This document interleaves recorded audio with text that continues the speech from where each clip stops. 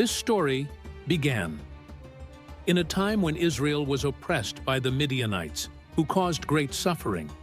The Israelites were forced to hide in caves and mountains to escape the attacks of their enemies. In this time of distress, God called upon a humble farmer named Gideon to deliver Israel.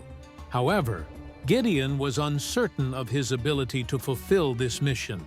He wondered why God had chosen him, and he doubted that he was the right man for the task. To be certain of God's plan, Gideon asked for a sign. He placed a fleece on the ground and asked God to confirm his will by making the fleece wet with dew while the ground around it remained dry. The next morning, Gideon found the fleece soaked with dew, but the ground was dry. Still uncertain, Gideon asked for one more sign.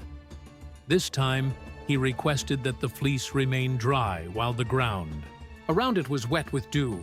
God graciously answered both requests, showing Gideon that he was indeed calling him to lead Israel to victory. With his faith strengthened, Gideon gathered an army and set out to defeat the Midianites. Though his army was small, God assured him that he would deliver Israel.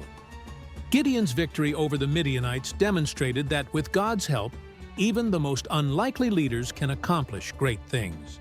Gideon's story teaches us that God is patient with our doubts and will confirm His guidance when we seek His will.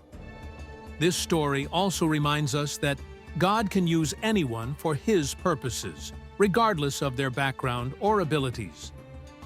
When we step out in faith, trusting in God's strength rather than our own,